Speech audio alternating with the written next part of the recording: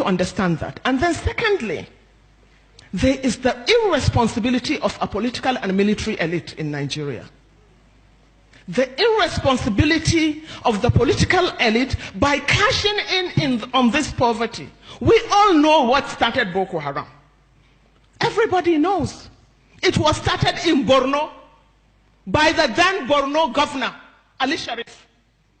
He is still roaming the streets freely. Yes. When Yusuf was caught alive, who created it? The ECOMOG. Who created the ECOMOG?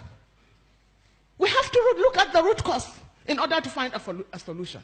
The root cause of that problem, as we know it today, is Ali Sharif. He used them for his own political machinery. He armed them as his political thugs. He even made one of them a commissioner. But they became too powerful. And they had no option but to try an elimination, which was not possible, and which we are all paying for. The military came in, and they cashed in. And they have turned the Northeast into a cash cow.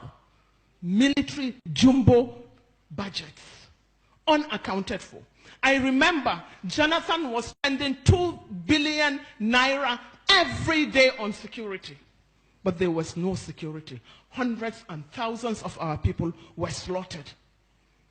And we also know that the army, more than anything else in Borno and Yobe, have contributed and enforced this so-called terrorism. Terrorism has become a multi-billion-dollar industry.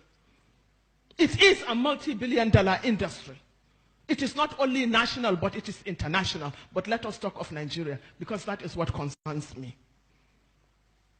We know, I have been part of a committee that investigated the atrocities of the Boko Haram. And that committee indicted the military more than anything else. There is no house in Borno that the military has not either killed or raped or plundered.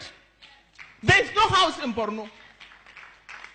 There has been committee after committee set up by the government. And the government has failed to bring these people to book. In fact, this current leadership of the military in Nigeria today are an extension of that one. And this government has failed to even acknowledge the reports of those investigations.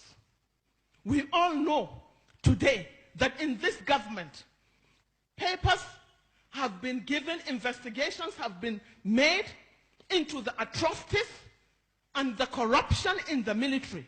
We all know today that the Air Force, the papers or the investigation of the Air Force has been made public. That of the Navy has been made public. But that of the army has been swept under the carpet by this government, because they are not only sustaining it, they are not only retaining those culprits, but they are still serving in various capacities in this government, as a government that is supposed to be fighting corruption more than any other place, or more than any other thing. Now, with this, we should also look at the irresponsibility of the political elite. The political elite in this country have done nothing but to cash in on this poverty, on this ill education of the mass majority of Nigerians. They use them, they have used you and turned your psyche into slaves, slaves of religious and ethnic manipulations. No one has ever seen the son of a governor even going out to campaign. No one has ever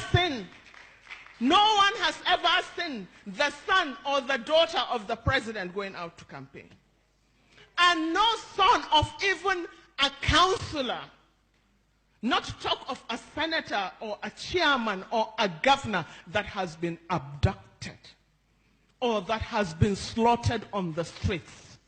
But the idiots that call themselves the masses allow themselves to be used through religion or ethnicity to divert attention